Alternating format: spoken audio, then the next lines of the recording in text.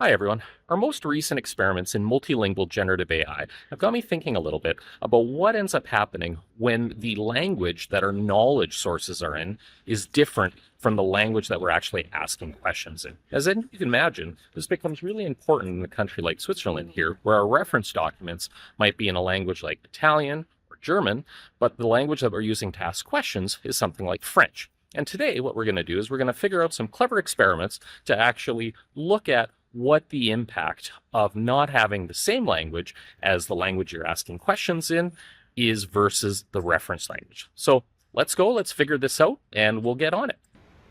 Okay, so now to actually make this work, what we're going to do is we're going to use our old workhorse, the SADCO HR policy document. And as you'll recall in the last episode, we actually translated that into German. That's going to be our reference document.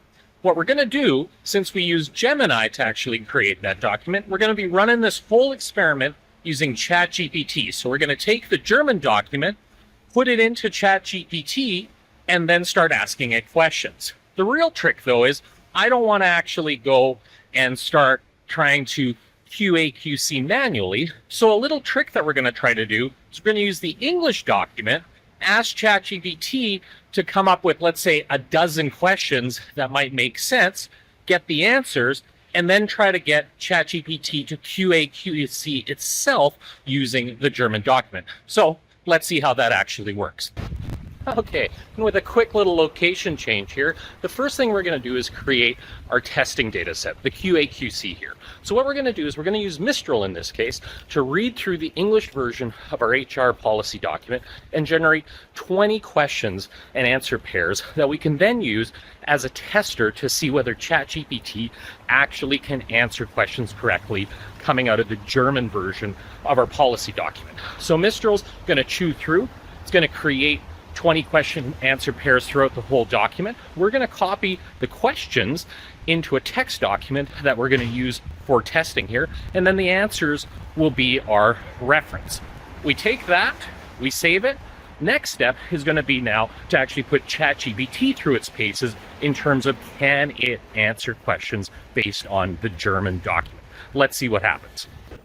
All right, so now that we've got our base questions out of Mistral, the next step is actually to test out ChatGPT to see how well it can actually answer the questions using a foreign language reference. So to do this, firstly, I'm going to take ChatGPT, I'm going to take the English version of the HR document and the questions, just the questions that Mistral put out, throw that in, ask ChatGPT to read the document, answer the questions. It's going to spit out answers. I'm going to copy those answers and put them in a text document as the reference. That's going to test how well, in general, did ChatGPT interpret the document.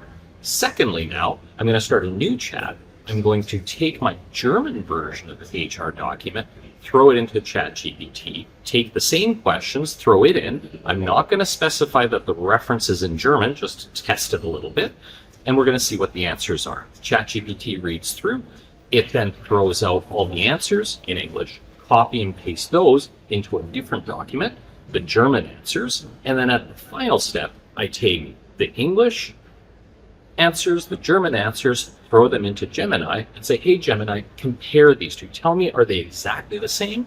Do they mean the same thing but use slightly different words? Or are they showing actually different information? And when we take a look at the results, in general, all of the questions are answered showing that there's not significant differences in information. Sure, the words aren't exactly the same. We expect that because we have synonyms and things like that. In a couple cases, it looks like the German reference document resulted in slightly more elaborate answers, but again, nothing incorrect. What's the conclusion out of our little experiment here? It's that, in fact, you can take foreign language references, throw them into ChatGPT, ask questions in a different language, and actually the large language model will automatically, internally, pull out the information, translate it, and give it the answers that you actually want. That's actually really good news for being able to use a variety of reference documents. Of course, we're going to end up with the same old issues that we always do in terms of documents that are too long. How do we actually QA and QC? Although I think today we actually came up with a really cool way to do it. So I'm going to say we're wrapping up this little international adventure in generative AI, and I look forward to seeing everybody in the next episode. We'll see you soon. Thanks.